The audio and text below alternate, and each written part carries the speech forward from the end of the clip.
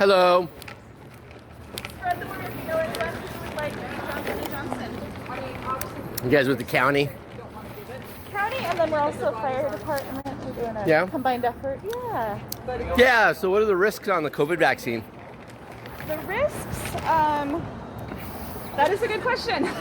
Johnson & Johnson vaccine. No risks involved at all? So you might have heard on the news there was the concern about clots. 1 in a couple million people got those initially. Premenopausal women. Yeah. You will feel a little run down for a day, just like when you get the flu shot. You know, your immune response is attacking something. Right. Is there a specific? You've all had the vaccine? Yeah, since December. You guys in the, like... No third arm. Are you guys in the comorbidity area where you really need it? Well, we're in the health field. We're in the health I field. work on bodies. Yeah? So, Tons of exposure throughout the year, too. Yeah, so what about me? I'm not. Do you know You never know. You go to the 12-year-old? restaurant next door and you don't know who's sitting next to you. Did a 12-year-old die? Well, no, That's like a common they thing? They won't die. No, but if you know children, that's a lot of the asymptomatic group. The younger folks are the ones that, if you're hanging out with any of them, they could have it and you wouldn't even know it. Long. We're at the spreading point of, people only have a mild cold. You wouldn't think it's anything.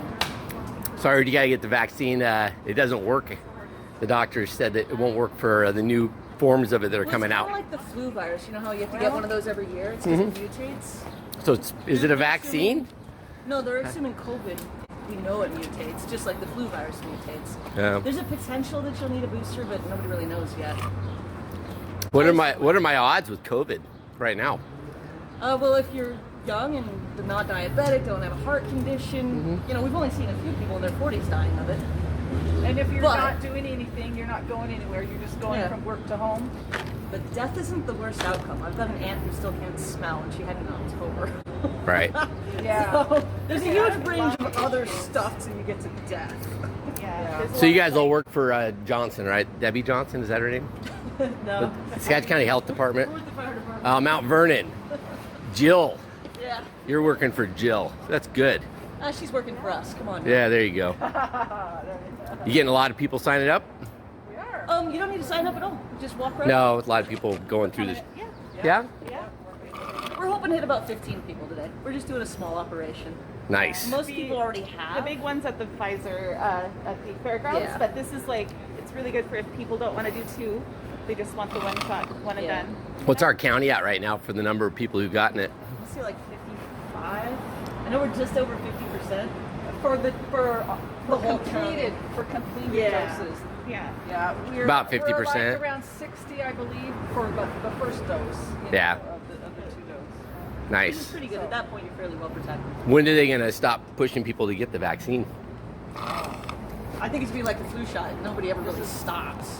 Yeah. It's just gonna be there, kind of low level constantly. And they might be changing it up, like the flu shot gets Yeah. changed up every year. Yeah. It might be, refocused. They're talking about possibly doing a booster this winter Yeah.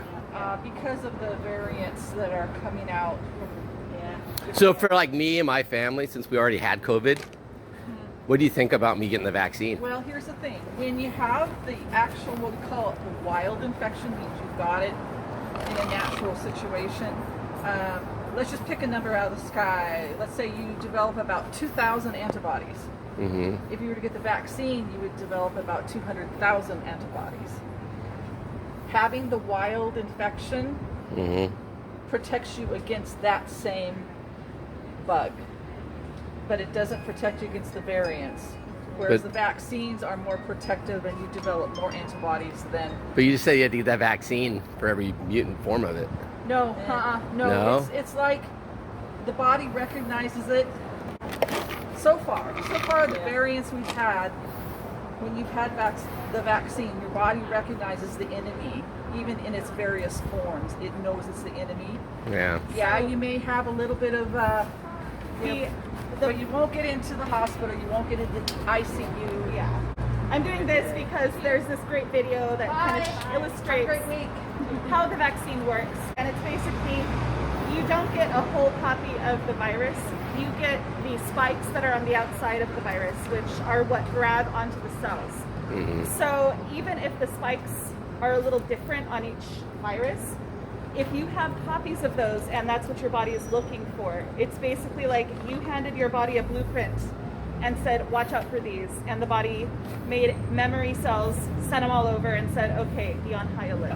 So, So sounds like it's good for health.